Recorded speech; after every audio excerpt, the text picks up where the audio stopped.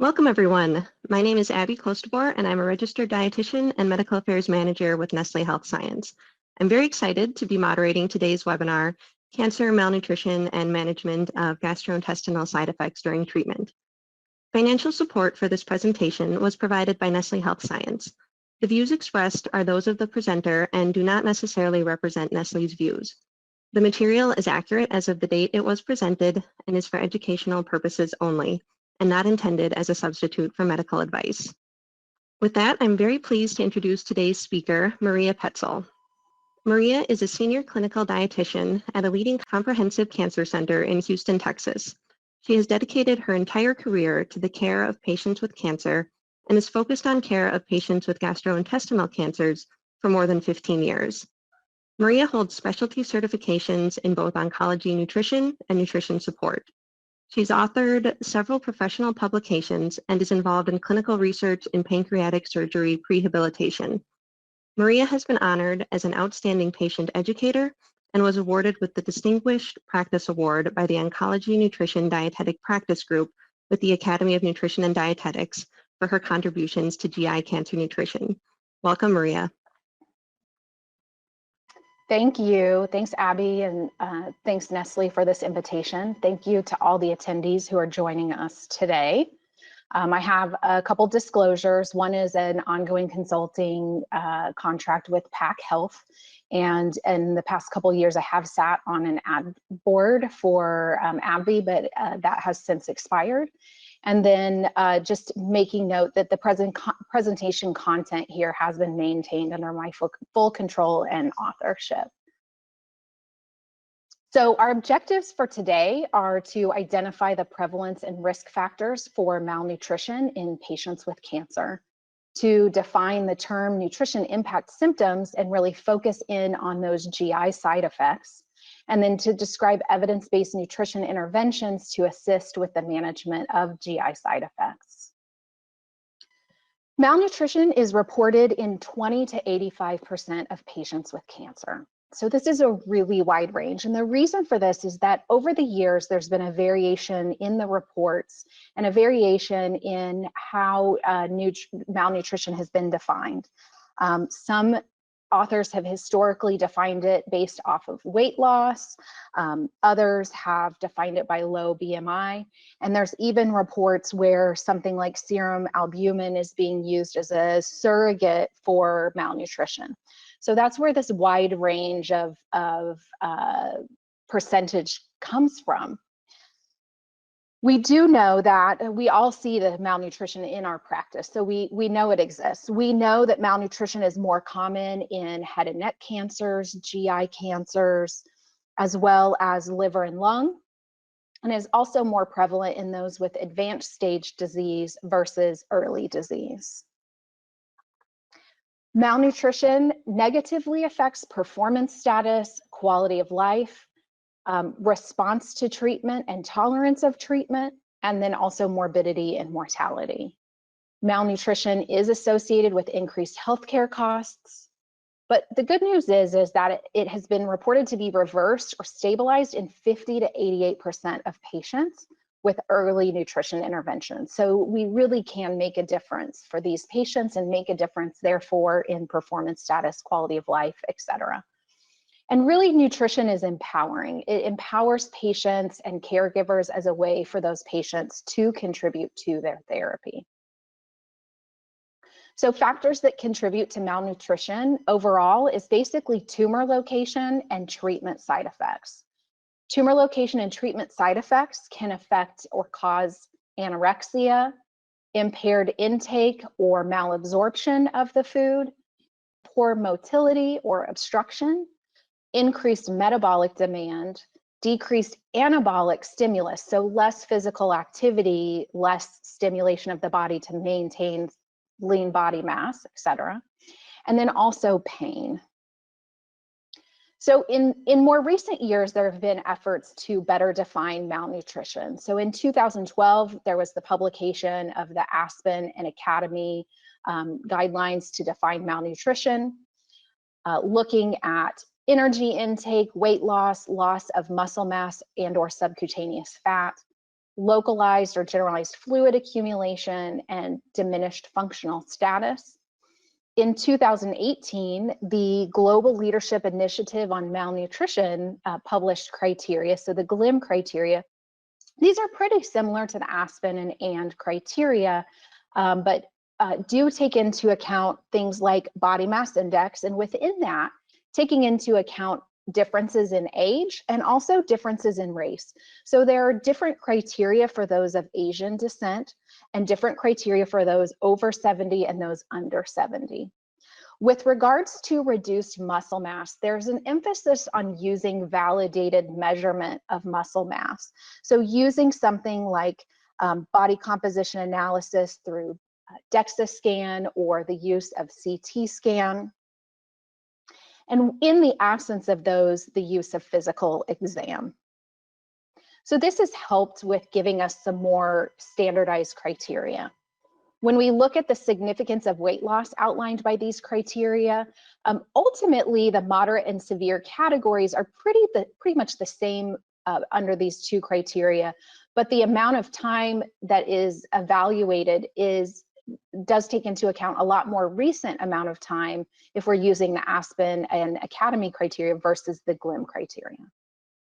So for all of you joining, we want to get to know the audience and your practice a little bit more. So I'm going to put up a poll here, and what I'm interested in knowing, or we're interested in knowing, is which criteria are you currently using to identify malnutrition in your patients?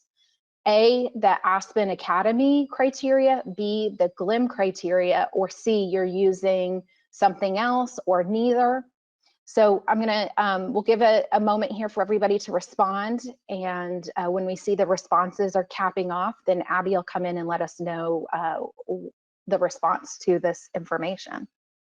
It looks like 91% are using the ASPEN criteria, 1% the GLIM, and then 9% is other or neither.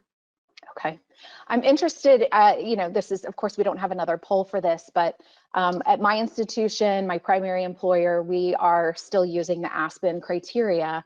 And I wonder if that percentage using the GLIM criteria is a reflection of an international attendance on this webinar, or if we're seeing that there has been some conversion over to using that GLIM criteria. Very similar criteria, but that's really interesting information.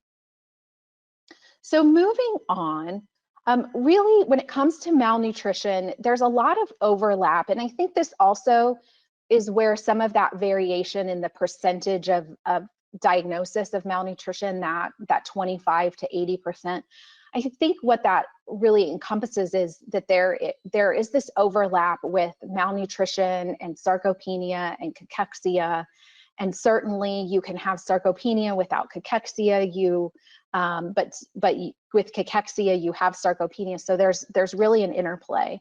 So I kind of use these things interchangeably for the purpose of how we're looking at intervening with patients and really thinking about what we're doing as far as nutrition intervention. But I do want to take into account that some of this malnutrition, or really cachexia, can be reversible and some of it is not. So in 2011, Ken Fearon and colleagues really came up with an international consensus definition for cancer cachexia. And they identified essentially a continuum of cachexia. And also they noted that the first two phases, pre-cachexia and cachexia, can be reversed. So as dietitians and other healthcare practitioners, we really have a role to intervene and help with reversing or halting the progression of cachexia or pre-cachexia. So in the international consensus, they did essentially come up with criteria for stage of pre-cachexia, cachexia refractory, and then gave some guidance on how we would intervene. So with pre-cachexia, it's really working on monitoring and then preventative intervention. So an initial nutrition consultation. With cachexia, we're getting a little bit more in depth with multimodal management. So more physical therapy interventions, potentially nutrition support interventions, medication interventions. And ultimately with refractory cachexia, this is irreversible. So as a nutrition focus, we're focusing more on symptom palliation, psychosocial support, and really considering risks, benefits of nutrition support. So we may be more aggressive in the cachexia phase and find less use in the refractory stage. So transitioning here, now that we've kind of identified malnutrition, transitioning into the section about nutrition impact symptoms. So nutrition impact symptoms are simply symptoms or complications of cancer treatment, or medical comorbidities that interfere with appetite and the ability to eat or digest or absorb food.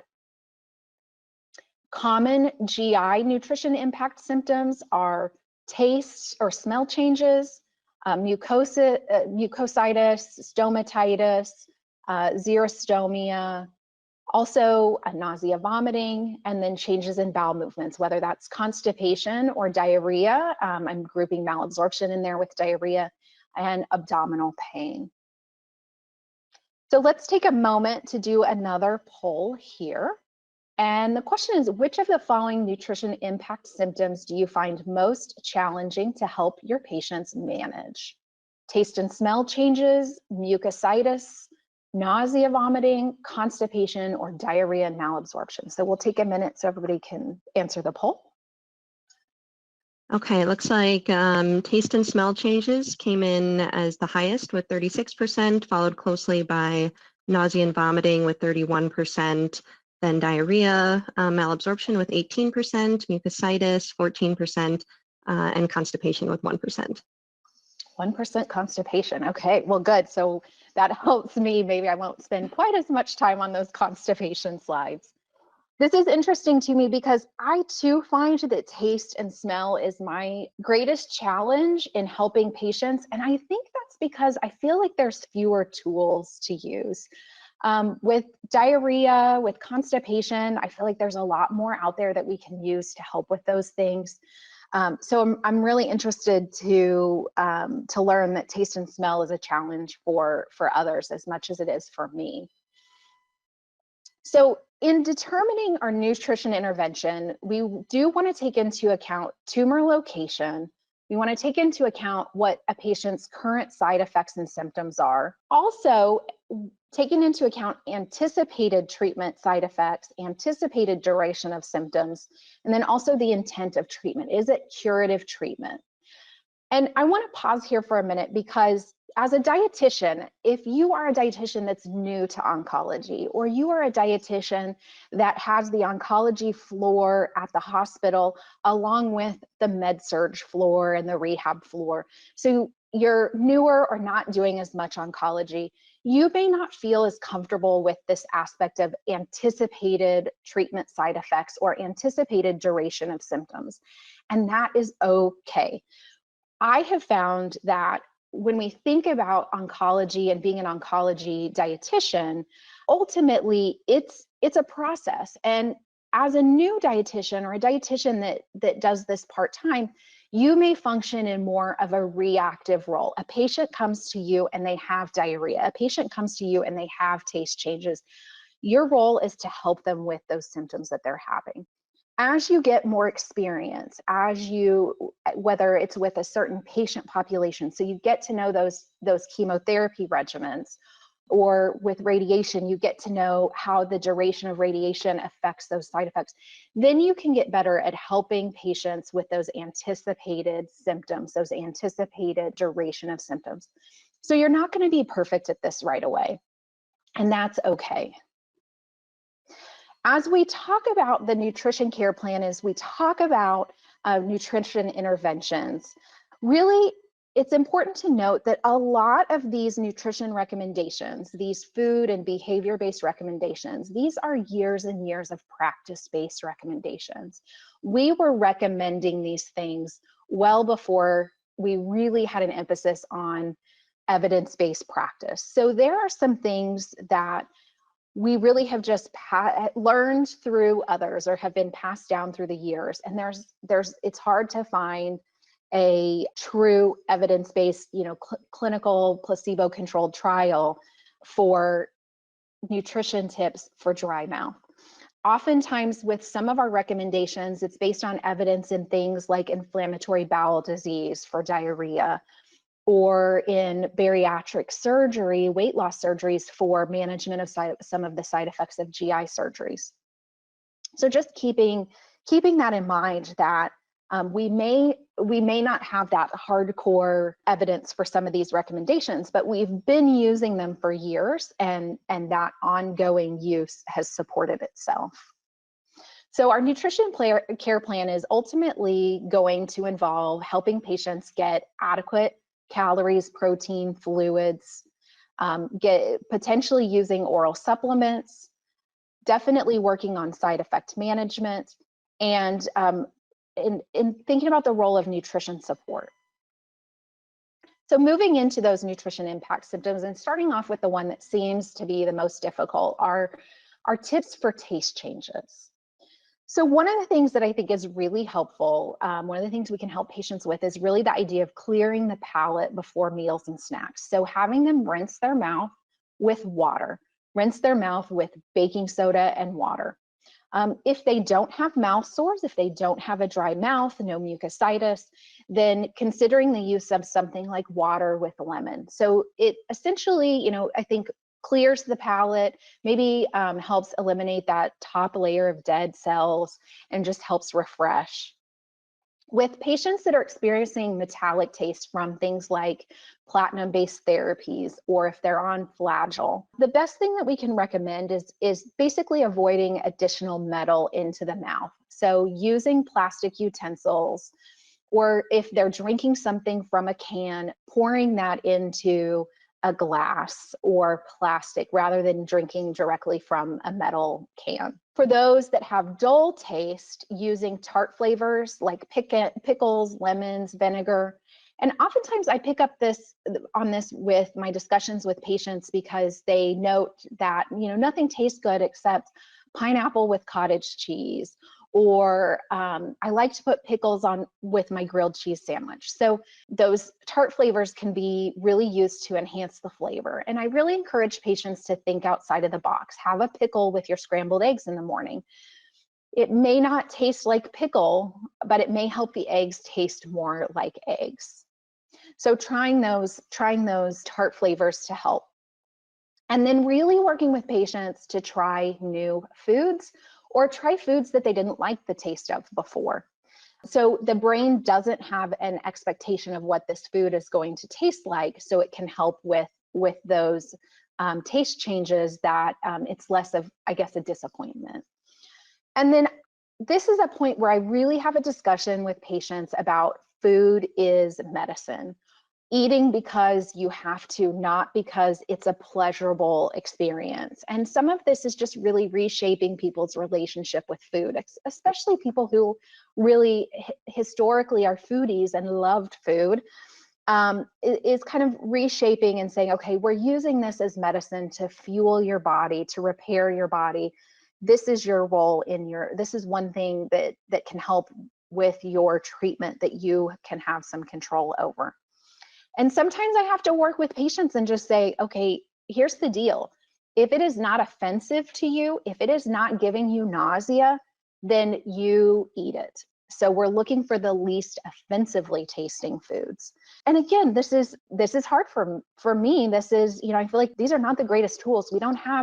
We typically don't have a pill we can give to help with the taste of things. There are a couple of things to consider, though, that can contribute to taste changes. So a big one is thrush.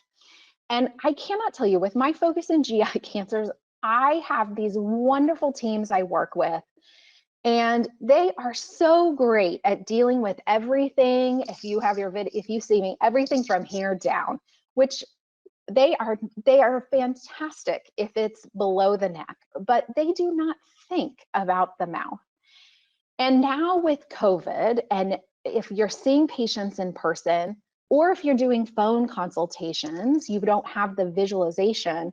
If you're seeing patients in person, most of us our patients are wearing masks, we're wearing masks. So don't hesitate to have the patient pull that mask aside and take a look at their tongue. I catch this 3 or 4 times a year on patients that my fantastic clinicians just did not think about the mouth. So if a patient is complaining of dull taste, things are just not tasting like they expect them to, or they just don't have the flavor that they usually do, I'm going to take a look at their tongue and see if we see thrush. Another possibility is zinc deficiency. Now, keeping in mind that serum zinc is really not a good indicator of zinc stores. So we're not going to send a patient off and have their blood level of zinc tested. But if I have a patient that hasn't been eating well for a while, or they have a condition where they may have zinc losses, like they have diarrhea, or they have an open wound, or they had a recent surgery with a giant incision, I'm going to consider zinc deficiency as a possibility.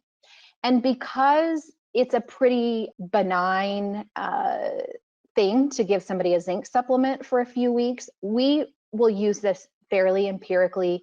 If we have no other reason to explain a taste change, and we have one of those reasons for losses or deficiency, then oftentimes we'll go ahead and start a patient on zinc for 14, maybe up to 30 days to see if this helps. Typically, if it does help, in that period of time that their zinc deficiency recovers and their taste recovers, eating improves, and we rarely see refractory zinc deficiency or taste changes, and rarely have to repeat the course of zinc. So moving on to difficulty chewing, swallowing, also mucositis, xerostomia. We want to use things that are going to just be easier on the mouth. So directing patients, encouraging patients to use soft, moist foods, using extra sauces, gravies, extra swallows of liquid when they eat, and then avoiding foods that tend to dry the mouth or cause more irritation, like acidic foods. Trying foods at room temperature or cold foods. Now, I have had some patients who have had more pain with cold foods, and this is in the absence of them receiving something like or receiving oxaliplatin, which can cause cold sensitivity. So even in the absence of oxaliplatin, I have had some patients that found that cold foods still gave them more pain. So this can be variable, but oftentimes those cold foods can actually relieve some of the discomfort. And this may be a place where we have more of a role of tube feeding or nutrition support.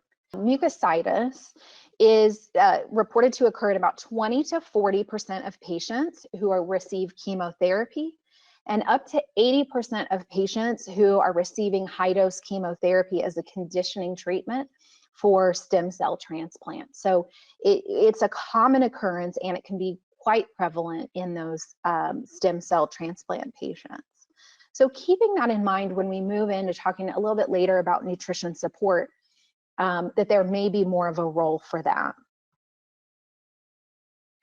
For mucositis, other aspects, and this can be, some of these things that I'm recommending are not things that we as dietitians can prescribe, or they are medications that have to be prescribed. We really do need to work with our teams and have these discussions. There are a lot of guidelines out there, and one great group that has published guidelines for side effects really is the Multinational Association for Supportive Care in Cancer, and that's the MASC group, MASCC. So if you're finding that you work with a population that has a lot of mucositis, there are some great guidelines from MASC that are recent, 2019, 2020, some specifically on the use of cryotherapy. So a lot of our nurses are going to be familiar with, they're going to educate patients while they're there in the chemo unit. Here's your cup of ice, suck on this ice, keep the ice in your mouth while this infusion is going. I know that there are some studies looking at ice caps to help with reducing hair loss. So a different version of cryotherapy. But there's a whole set of mass guidelines on cryotherapy. Also guidelines on mucositis, both oral mucositis and GI mucositis. So you can really dive into this in more detail. What these guidelines and what the publications, the literature that's out there supports is the use of cryotherapy to help reduce the occurrence or prevention of mucositis. And then for those that have mucositis, the use of sucralfate or viscous lidocaine to help reduce the symptoms or reduce the severity. There's some promising literature out there about things like curcumin as a potential, something that could potentially help reduce the severity but not prevent oral mucositis. Perhaps honey, aloe vera, these are mentioned in the Cochrane review that was completed in 2011. It has not been updated, but potential. Also, there's a lot of discussion about glutamine, and honestly, this continues to be a discussion that has gone on my entire career. So 17, 18 years, 20 years, oh goodness, 20 years-ish, where things are kind of back and forth, and there's just not really strong evidence from well-designed studies that really help give us guidance. And it may be that the studies are they don't have a high enough dosage of glutamine, or maybe it's not a placebo-controlled trial.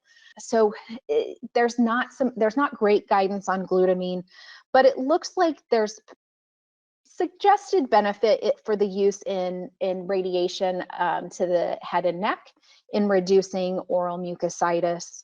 But in general, it's not there's not a strong recommendation or a strong body of evidence to recommend it across the board for oral mucositis with chemotherapy or even GI mucositis. And then with probiotics, and I'll touch on this a little bit more because certainly this is hotly debated for different reasons, but there is potentially some benefit with the use of a lactobacillus product in patients that are receiving pelvic radiation or chemotherapy for pelvic cancers. But again, we want to take into account all factors. And there has been some recent publication discussing the use of how probiotic use could decrease the effectiveness of immunotherapy regimens because the flora of the gut seem to have an effect on those effectiveness of the immunotherapy regimen. So really, I would not recommend it as an overall recommendation, but taking that into account and discussing with your teams. For dry mouth, for xerostomia, certainly the use of artificial saliva or saliva stimulants can be helpful. And really, these are individualized. So working with patients and really having them try different brands, maybe they like one better than another, maybe different applications work better for one person versus another. It seems to be really individualized. So if the first thing they try doesn't work, I don't think they should give up on an entire category. Moving along, so nutrition tips for nausea and vomiting.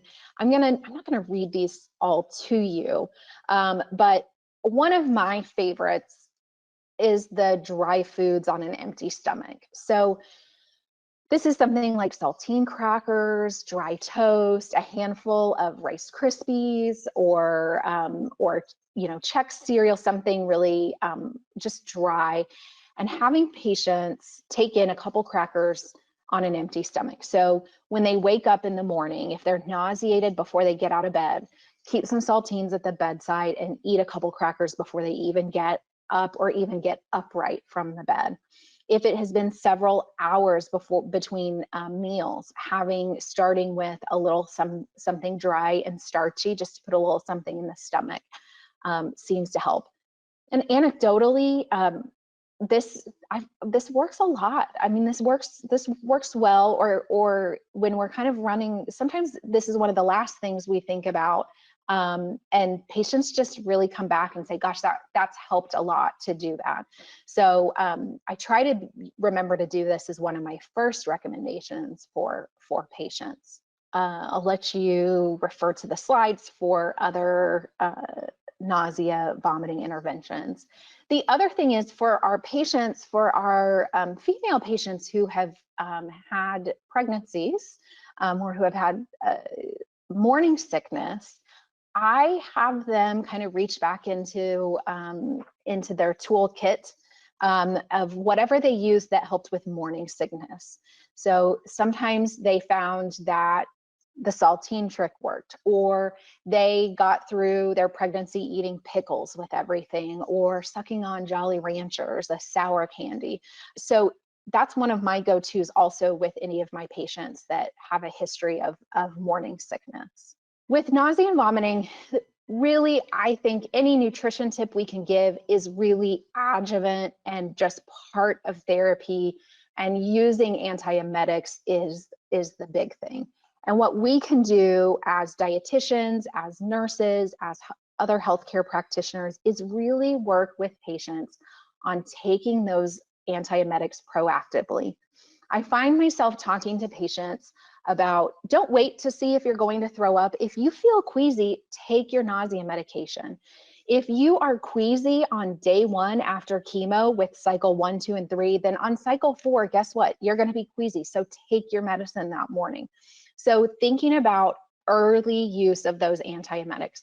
And I also encourage patients, if what you have at home with you is not working, you call your team, because there's a whole bunch of medications that are out there, and this list that's here is not even half of it. So really being proactive with those antiemetics. With regards to loss of appetite, the behavioral techniques that we can use are going to be, first and foremost, scheduling meals and snacks, and really trying to use nutrient-dense meals and snacks. So adding fats to help bring those calories up, using liquid nutrition supplements that are 1.5 calorie per milliliter versus a 1 cal, using supplements that are truly more of a meal replacement, not a high protein, just a high protein supplement. Using light exercise. So I recommend for patients that are just not feeling like eating, and because we want to get them physically active, I'll say, why don't you get up and walk for 5 minutes before your meals and before your snacks. Just go, walk around, go out and get the mail, go walk around the living room, walk down the hallway, whatever is safe and works best for you, but do a little bit of exercise and see if that doesn't help your appetite. And then, of course, the big question about appetite stimulants. So a lot of the times patients come to me and they ask, that's the first thing they're asking is, can't we just, isn't there just a pill? Can't I just take a pill? And because each one of these medications has potential side effects, I tell patients, our doctors want us to work with you on behavioral strategies and food strategies as much as we can before we introduce yet another medication that has a potential side effect. So there is evidence that there are some medications like megestrol, off-label use, so mirtazapine, which is a SSRI, definitely can have some effects on appetite. The cannabinoids could help with appetite, and then also corticosteroids, but because of the potential side effects, and also the data shows these only have a short period of benefit, using corticosteroids for maybe 1 to 3 weeks, and in general, more recommended in the patient that is not getting curative treatment, so more in a palliative treatment setting. Moving along to diarrhea. So there are many different causes of diarrhea, and also keeping in mind that we can have multiple things compounding on each other. Perhaps we have a patient who has malabsorption because they have pancreatic insufficiency, but the chemotherapy that they're getting for pancreatic cancer includes irinotecan. They're getting FOLFIRINOX, so they're getting irinotecan, which is one of the most notorious chemotherapies for causing diarrhea. So they have a malabsorption related to pancreatic insufficiency, then they have a chemotherapy that is contributing highly to diarrhea. There can be multiple factors, and so our strategies for managing that impact symptom is going to require several different layers.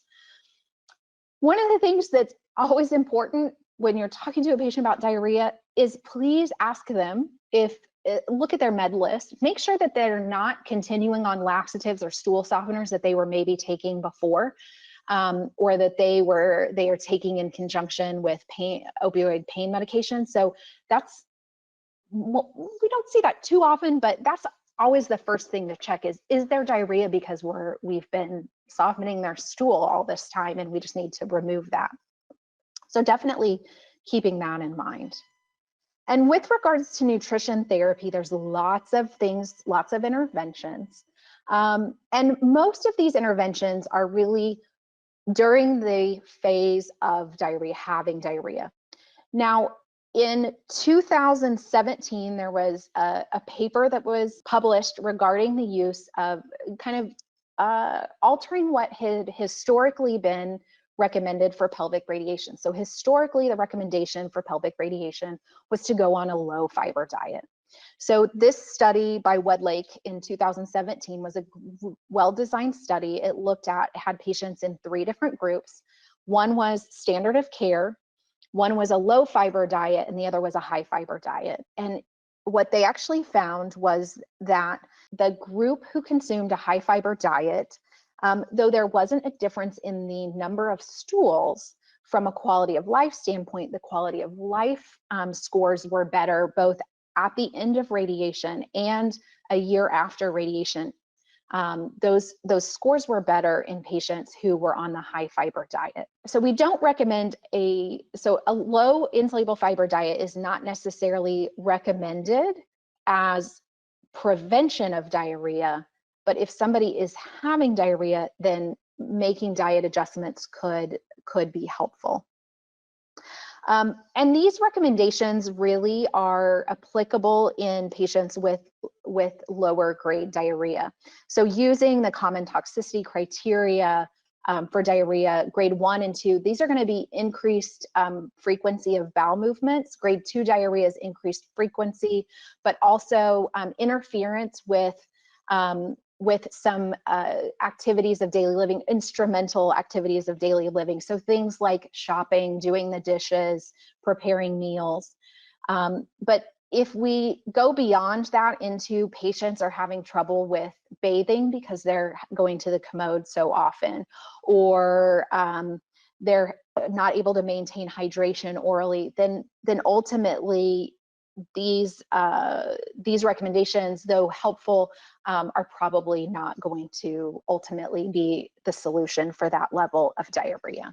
So limiting or avoiding lactose. So this is one thing where maybe avoiding lactose containing foods, maybe that's not the best option for some patients because it is their primary source of protein to use dairy products. So considering the use of lactase enzyme along with dairy products rather than avoiding those foods completely.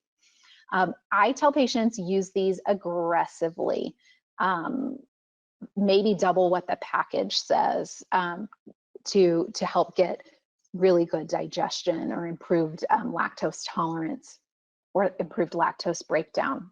Definitely empowering patients to do more of something is helpful rather than telling them, constantly telling them what to restrict. So working with patients to increase sources of soluble fiber. So increasing the use of apple without peel or unsweetened applesauce. Increasing banana intake, not only because of the soluble fiber, but also the potassium content. So this could be oatmeal, this could be cold cereal made with oats. And then barley. Barley is a great soluble fiber food, and it's one of those things that I don't know that a lot of us are using much in our regular intake, but that can be a good way to add some soluble fiber back in. With regards to fluid intake, if somebody has grade 2 diarrhea, so if somebody, grade 1 diarrhea is an increase of less than 4 bowel movements over baseline.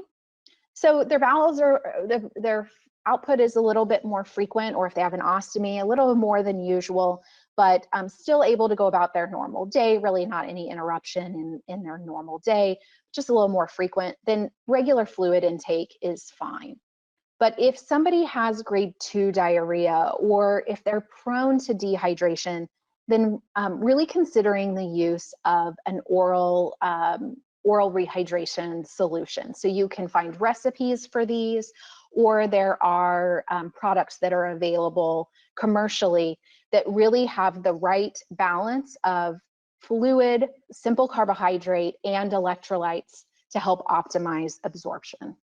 Avoiding hot liquids is also helpful. So we want to push those fluids, but we want to decrease any additional stimulus of those liquids on the gut. So avoiding hot liquids, limiting caffeine, which can also stimulate the gut, can be helpful. So medications for diarrhea, there's a lot of options. And again, these are things that some of these are over-the-counter medications and things that we can recommend as dietitians and nurses, and then some of these require a prescription. So I've got this information on the slides that you can refer to regarding loperamide or the diphenyloxylate atropine. Something like deodorized tincture of opium or codeine are not our first line go-to, but they can be helpful in patients with significant diarrhea. Also taking into account that perhaps octreotide could be helpful, especially in patients that have more of a secretory diarrhea. And in patients who have had surgery that has removed their gallbladder or removed part of their bowel, especially if they have had the ileocecal valve removed between the small intestine and the large intestine, then a bile acid sequestrant may also be helpful.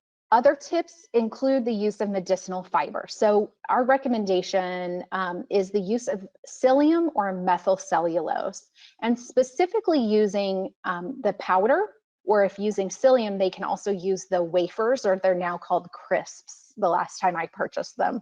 So, but using this in a way that's different than the package directions.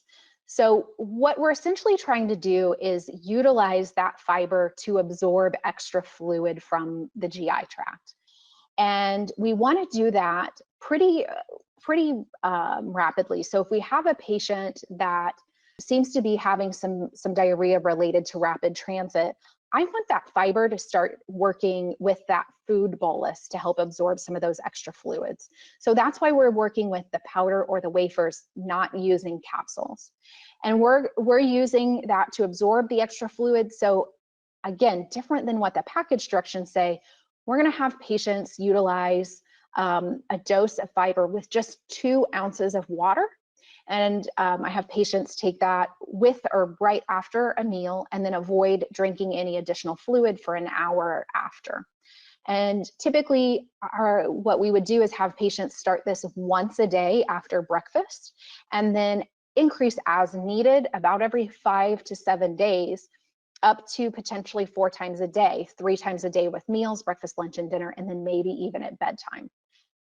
Now, if I have a patient that wakes up having loose bowel movements before they have anything to eat, I often will start the medicinal fiber at bedtime rather than having them take it at breakfast time as their first dose. But this can be really helpful. As far as additional supplements like probiotics or glutamine, I talked a little bit about probiotics earlier with the mucositis, and really using caution. At this point, I'm pretty much recommending patients not take a probiotic just across, I don't recommend it across the board. And I really want to try other strategies with patients before we start probiotics. The American Gastroenterology Association just released, I believe it was last week, their position paper on probiotics. And also they too recommend not using probiotics across the board. And with immunotherapy specifically, one thing to keep in mind is that the diarrhea related to immunotherapy is very much more of an immune and an inflammatory process. So our treatment for that is going to be much more like our treatment would be for an inflammatory bowel disease. So using those medications that would be used for an inflammatory bowel disease, but keeping in mind that it's not just straightforward diarrhea that we're treating with immunotherapy, if somebody gets diarrhea with immunotherapy. For patients that have malabsorption, so in my realm, working with pancreatic cancer patients, we run into malabsorption a lot, but also those patients we may have patients who have a history of a GI surgery, a bariatric surgery, they've had their gallbladder removed, perhaps they have a liver cancer and they have a percutaneous drain and bile is being drained outside of the body and being discarded. So malabsorption can take on many forms. We want to keep in mind the symptoms of malabsorption, and the things that are a little bit more hallmark to malabsorption are going to be the light tan or yellow colored stools and the presence of fat or oil in the commode. Sometimes it can be hard to tell the diarrhea from malabsorption versus diarrhea related to chemotherapy. So keeping those things in mind. And what do we do for diarrhea for patients that have malabsorption? Of course, smaller, more frequent meals, so less burden on the GI tract at one time. Separating fluid intake from meal intake so that they're consuming solids and they're not using additional fluids that pushes that down through the GI tract. And perhaps using a low-fat diet. And then supplementing with pancreatic enzymes. Now, keeping in mind that we can have pancreatic insufficiency or symptoms of malabsorption, and a patient can have an intact pancreas. So we do see some malabsorption with patients who have had esophagectomies or gastrectomies. Of course, we have patients who had bariatric surgery for weight loss have malabsorption purposefully. But if you then compound that with cancer treatment and weight loss related to cancer, maybe we want to reverse that malabsorption. So I'm going to skip past this in the interest of time, but the use of enzymes, but that information is in the slides for your reference. And moving on to constipation. So only 1% of our participants found that constipation was an issue that they have trouble managing. So I'm not going to spend a lot of time on this, but I do want to point out that constipation can contribute to nausea, can contribute to poor appetite. So really keeping in mind that that's something that we want to evaluate patients for when they do come to us for those other side effects. We also want to keep in mind if they have a history of a pelvic tumor, if they have a history of pelvic radiation, if they have a lower GI cancer, we do not want to automatically assume that not having a bowel movement is constipation. And we want to work really closely with our teams to make sure that obstruction is not the issue. So we, of course, have diet management tips and we have medication management tips for constipation. But now I want to open a poll up really quick, and I'm interested to know of our audience, do you make specific recommendations to your patients about the use of bowel management medication? So are you recommending loperamide to patients? Are you recommending laxatives to patients? So we'll do a real quick poll here. Looks like we are at 62% no and 38% yes. 62% no. Okay, interesting. I hope that getting some more information is maybe going to help empower you to feel a little bit more comfortable with how those medications can be part of your input, or you can help give input and even talk with the team. If you don't feel comfortable to recommend a laxative to a patient that's constipated, talking with your medical oncologist, talking with your surgeon, talking with your nurse practitioner or PA that you work with, and maybe learning more about how those can play a role. Because as I was saying earlier, in patients that come to us that have issues with appetite or with nausea, perhaps constipation is their issue. And if we can help empower those patients to better manage their bowels, then we may have an upstream effect of that as well. So a little bit about obstruction, and ultimately just this helps segue into when should we be using nutrition support. So if we have an obstruction of the bowel, if we have an expectation that a patient is not going to be able to eat food for more than a week, or if they will not be able to take in more than 50 or 60%, if you look at Aspen and ESPEN guidelines, more than 50 or 60% of estimated needs for more than a week or two, then there may be a role for nutrition support. Of course, our first line is our diet modification and our recommendation for oral nutrition supplements, but there may be a role in patients that are getting curative treatment to utilize nutrition support. And of course, if the gut works, use it. So if they have an obstruction of the esophagus, then being able to use enteral nutrition and feed below that esophageal obstruction. If they have a gastric outlet obstruction, using a jejunal feeding tube to feed below that site of obstruction is going to be preferred over using parenteral nutrition, because ultimately enteral nutrition really has been shown to have a reduced risk of septic complications and hospital length of stay. So when the gut works, we want to use it. A couple slides, and these are for your reference, and because we're getting short on time here, and I do apologize, but there are some great, for those of you that are not in a primary oncology practice, there are some great resources that are available. These first two are for free, that you can download PDFs and print them off for patients, or you can send those links to patients and help with some of these nutrition impact symptom management tips, and then some cookbook ideas. So again, for your reference, I've got those there and you can refer to your slides. So I am going to turn it over to Abby, who has been reviewing the questions that are coming in, and see if we have a few minutes, we can answer some questions. Right, great. Thank you, Maria, for an excellent presentation. So the first question we have that came in is around, we had a few questions on vitamin and mineral supplements for patients undergoing chemotherapy and or radiation therapy. Any thoughts on that? So current guidelines from the American Cancer Society, from the ESPEN guidelines, and I refer to ESPEN just because those are a little bit more recent, 2016 versus the Aspen recommendations for patients with cancer.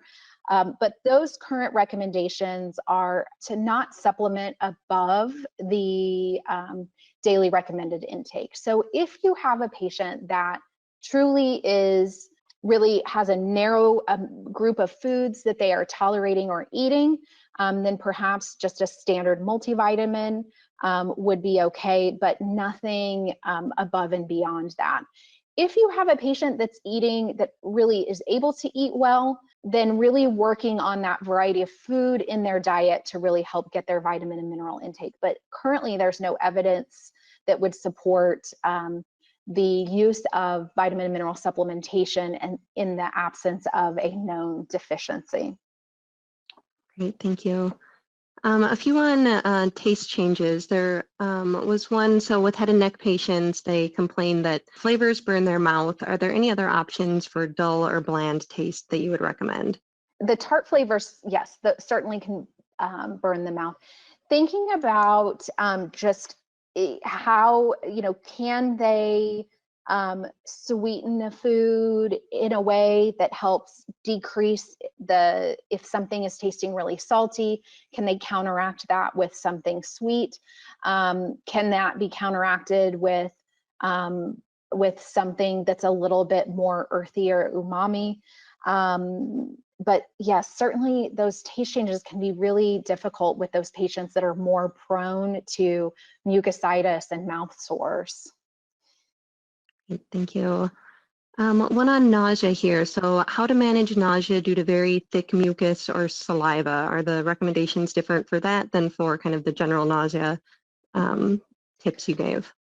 So certainly hydration is a big one, just to help with thinning those secretions as much as possible. I know it sounds terrible, but with some of our esophageal patients, once they kind of have that morning regurgitation, for lack of a better word, of those secretions, they can go about the day and they do okay. And maybe that has to do with the hydration overnight. But really hydration is a big one. And then if there's no issues with sore mouth or throat, using something like fresh papaya. So making a juice from fresh papaya or eating fresh papaya, those papaya enzymes may be helpful with thinning the secretions. So something along those lines to consider as a way to help with that. But yeah, unfortunately, the thick secretions can be really difficult, but really maximizing hydration, I think, is a big key. Great, thank you. So there was one on how frequently should a nutrition-focused physical exam be done for individuals going through cancer treatment? So there is no specific guideline on that. The guidelines essentially are that patients should continue to be screened and re-screened for malnutrition. And often looking to the oncology nutrition practice group and even to some of the cachexia literature, some of that is going to depend on the treatment and the type of cancer.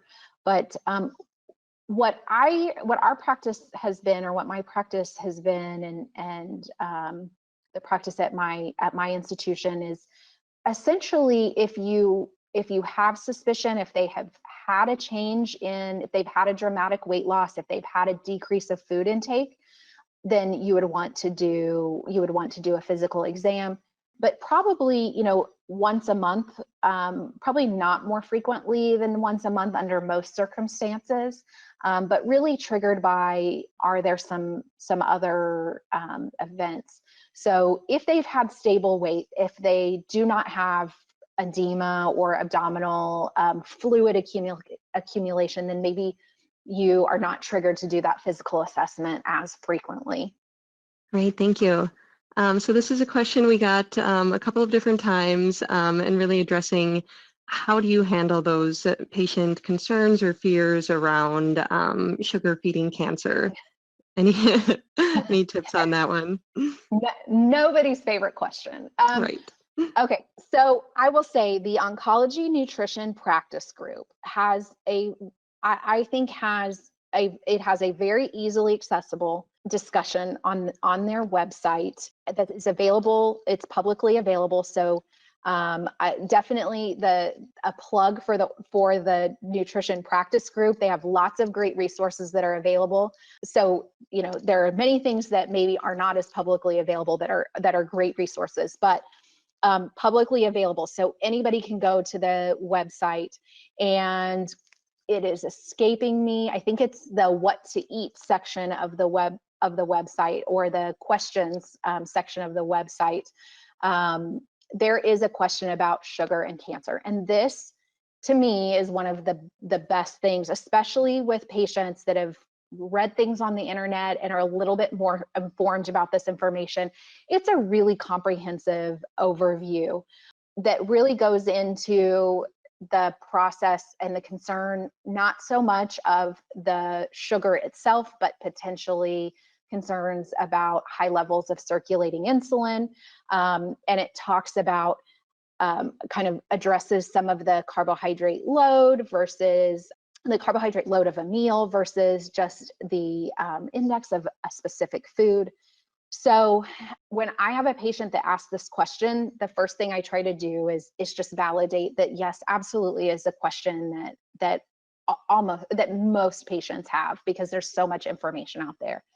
And then I talk about what we do know. And what we know is that patients who are able to maintain their weight and not lose weight during treatment, and this is Of course, there's exceptions where, you know, if we have an obese patient with a non-GI cancer that maybe like a breast cancer, they may benefit from weight loss, but for overwhelming majority of patients, we're trying to fight against that weight loss.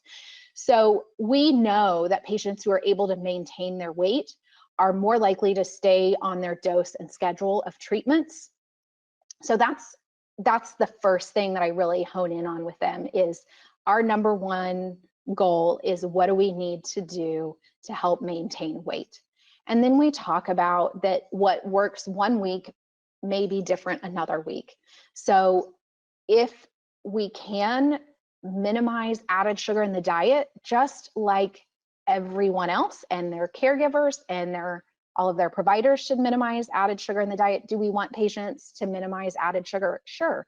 But if we are sacrificing body weight to do that, if we are creating a guilty, patient guilt over having something with a little bit of sugar, we want to try to curb that. So I have no short answer for that question.